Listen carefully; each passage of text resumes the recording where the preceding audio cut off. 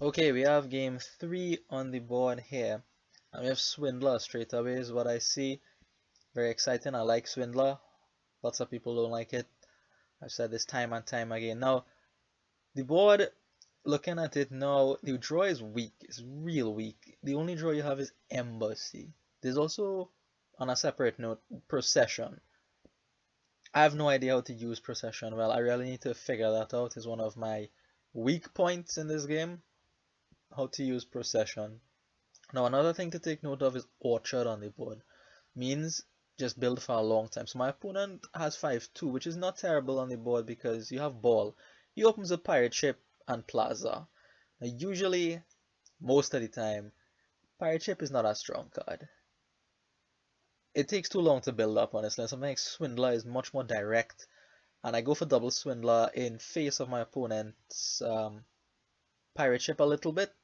I was thinking about Swindler Silver, but seeing the pirate ship lent me a little more towards Swindler. I like Swindler openings, honestly.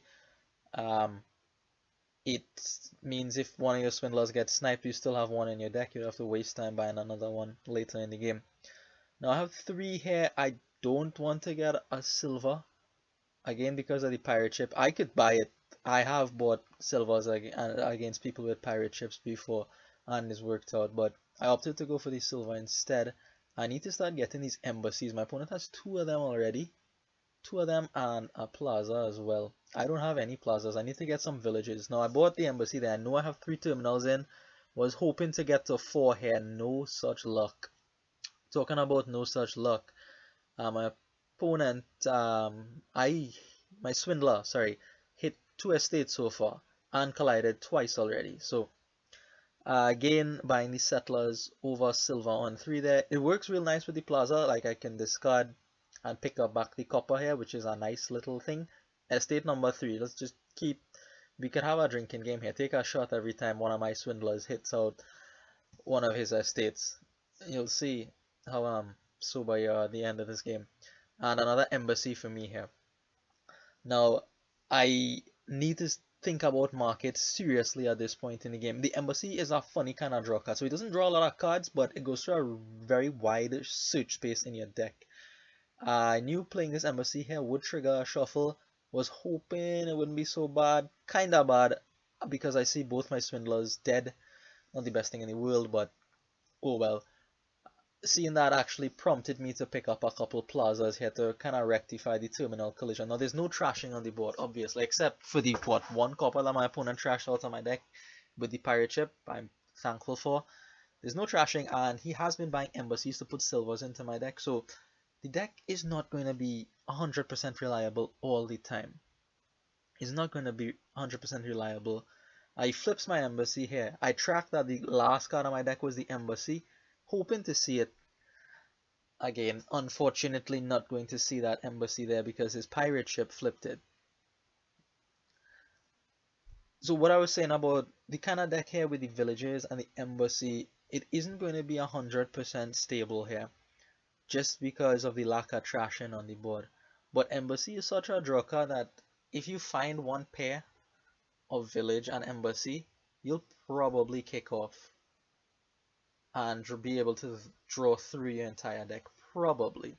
I go after Plaza again here because I feel like I need plazas really more than anything, but I feel like, so, okay, when you're building engines, right?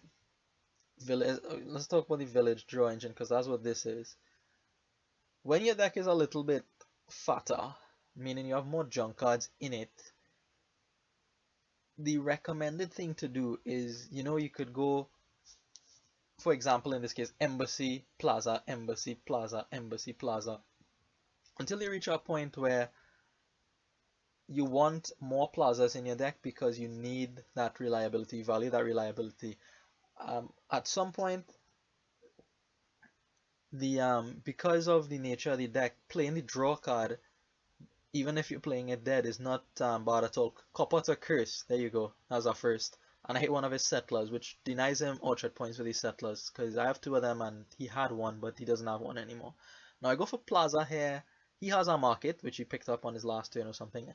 I don't go for market here. Instead I go for ball to take all the plazas. And this is where I felt like I built a little bit wrong in this deck. There, Market or Embassy is better for my deck. I have enough actions, I just need to see everything, and it'll work out. Embassy, his pirate ship finally turns up a second treasure from my deck, giving him two pirate ship tokens on that, so they're worth silvers now. And he goes for an Embassy here. So because of the nature of this deck, I felt like you could just build Embassy Village, Embassy Village, Embassy Village until the end here, really. You didn't need to go excessive on the villages as I did here. Part of that was me seeing those swindlers collide twice so far and me drawing them dead as well. So I really wanted a bunch of plazas just to be stable, but I don't have anything to play with these plazas. Look, 6 actions and only have, what, 3 in hand? That's not efficient, right? That's not efficient at all. I need to start picking up some draw, and here in the middle part of the game is where I neglected that. Notice I have 2 embassies. My opponent has 4 of them. He has 4 embassies. Estate into estate again if you're playing that drinking game. So he has 4 embassies. I have 2. I go for the market here because that was a lot of money on one buy.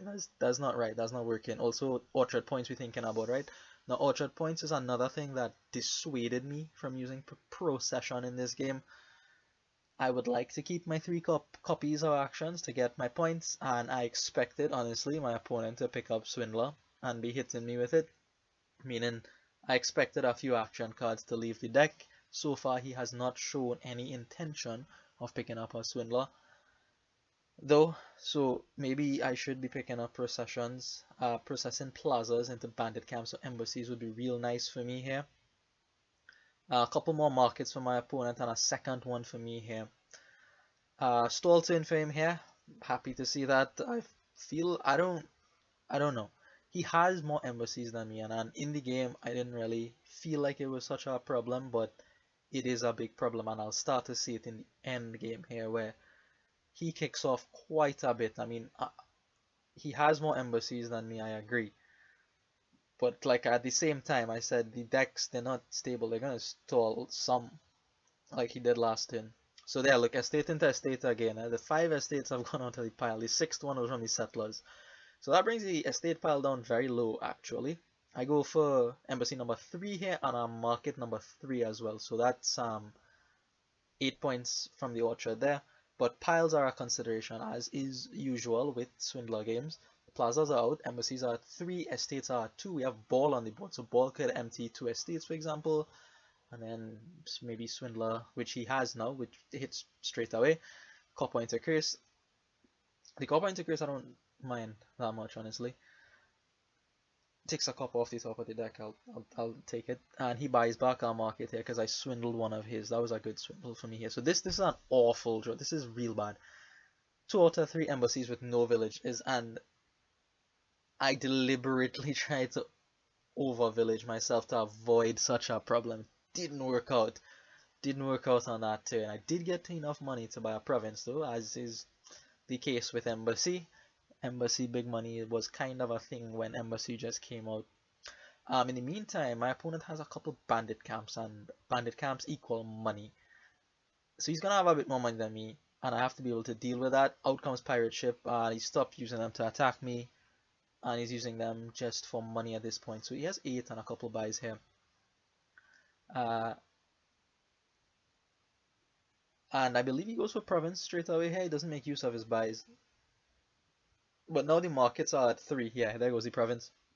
The markets are at 3 as well. And at this point in the game, I started to feel quite anxious about piles. I know he has 3 markets. We both have a heap of coin tokens on the mat. So, you know, just when we have the buys is really a big issue for us. Duchy into duchy there. Not the greatest thing in the world, honestly, for me to see with off that swindler. And here, I have a bit of a think, and with piles in mind, with orchard points in mind, I make the play here of picking up a couple settlers and a 3rd swindler. I only needed 1 settlers for the orchard points, so there is some argument here to not buying the other settlers because it reveals the bustling village. My opponent, I feel, has not really, like, he had a slight problem with the actions that in his deck because I took the majority of the plazas, but he put in bandit camps to fix that problem. So maybe I should not have revealed the bustling villages there and just left the one settlers in the supply. Not really sure. I'm not even sure if settler swindler is the best thing to do here. So here he kicks off. I was really hoping, like I needed him to have a stall turn or two here, but 18 and 3 buys, that is far from stall with 3 coin tokens on the man. And he makes an interesting play here. He goes for province and a couple bustling villages. So it helps him on the action front, of course, but it also sets him up for some orchard points, and he has some orchard points, access to some orchard points that I do not. I believe he already has the 3 bandit camps, which I'm nowhere near getting, and now he has 2 bustling villages. No village here for me again, which is very sad, very, very sad. Turning province into province is equally sad because I'm behind on points right now. Yeah, so he's 1 bustling village away from 4 points there. I can't really take bustling villages because I felt quite anxious about piles here. Perhaps I should have put more thought into it and said, okay, he has 1 swindler, 4 buys, that's 5 things. As long as I leave 5 things in the supply, that's not even true because ball could double game things. So I don't know if I was justified in playing so conservatively around the 3 pile ending. Bustling village for my opponent to take 4 points off the orchard. 4 points off the orchard. Here I see my embassy.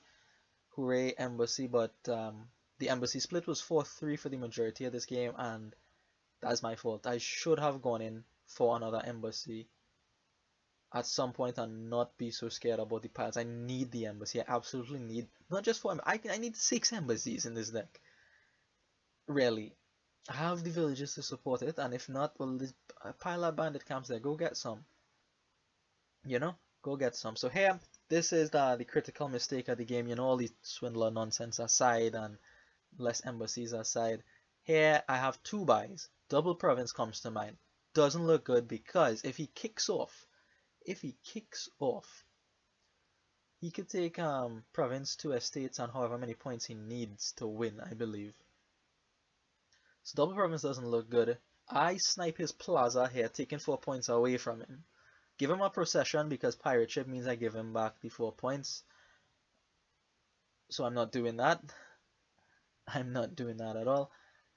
So an alternative here is double duchy and leave the 10 coin tokens on my mat. I hopefully would have a good turn later. But what I go for instead was, and this is losing, I didn't account for this this line by my opponent which he comes through on the next turn with. I didn't account for it. I only gained 4 points here by picking up 4 processions of double ball. My intention with the processions was, okay, I have more than 3 plazas. He just has the 1 swindler. Let me process some plazas, maybe gain embassies, threaten a kind of ending next turn, maybe. And even if he snipes one with his swindler as he does here, I'll still have my 4 points from the orchard. But it doesn't even come to that. I don't get another turn, I believe, because my opponent actually finishes the game here. I did not account for this possibility of ending the game here. So what he ends up doing is taking out the bustling villages, I believe, as well as the estates with our ball, and he just buys our province. He just needs to buy a province at that point, and he has the buys to do it, right? He kicked off here. I was hoping he didn't kick off, especially after I sniped a Plaza off the top of his deck, but alas, he did manage to kick off. And like I said here, kinda, because of the wide search space at Embassy, once you find 1 pair and you probably find the rest. Not entirely sure on that though. So he picks up game 3 here. I play this game with a bit loose, a bit too slack, I feel. Especially by not picking up enough embassies. Alright, so thank you for watching, and I'll see you in the next one.